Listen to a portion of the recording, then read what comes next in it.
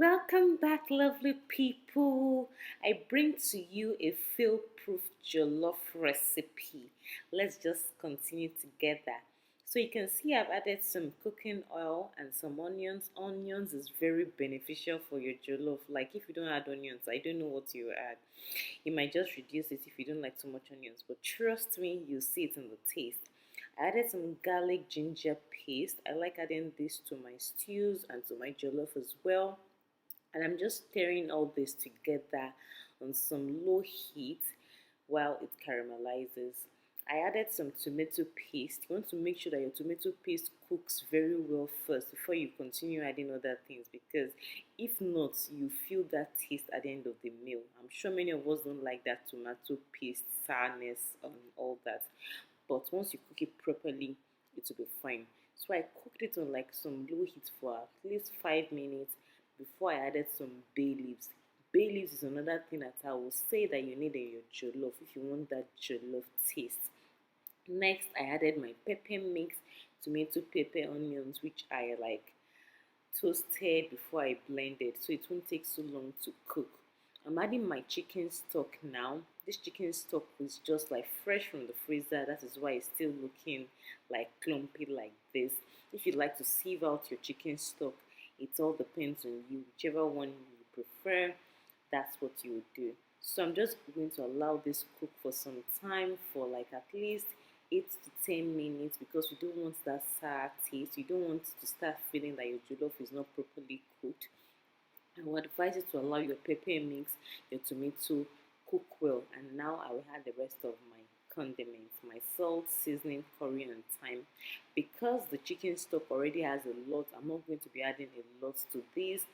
This seasoning I added was just perfectly fine. You want to make sure that all what you added from the beginning is measured so that you don't add too much seasoning.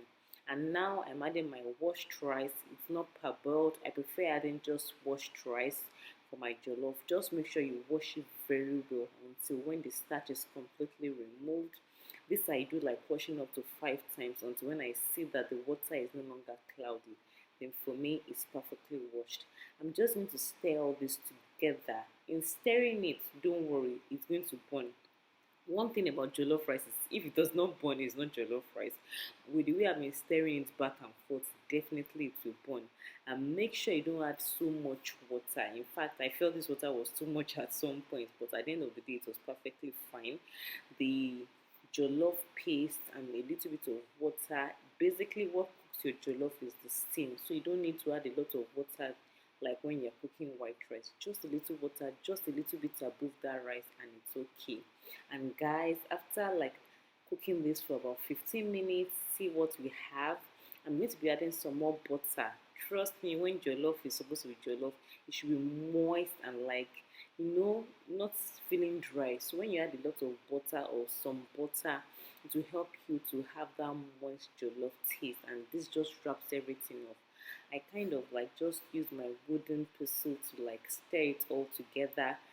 This is what you need to do at this point. I stop using a spoon at this point. If I'm using a spoon all along, and I start using my wooden turner to turn it, and it helps to bring the jollof together. It's not completely cooked yet.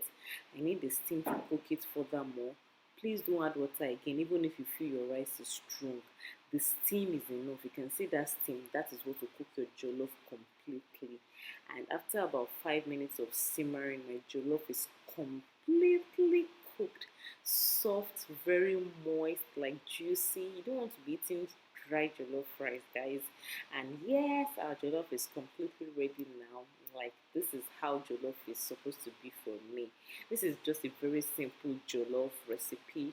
It's not even a smoky jollof, but if you cook your jollof like this, trust me, it's going to be feel proof. This is just perfect. You can do this for a party. You can do this if you're having friends and guests over. Everybody will love this. And I'm just serving with some plantain, some fried plantain, because I love my plantain soft, and some barbecue turkey. Thank you so much for watching. I will see you in the other videos. Bye.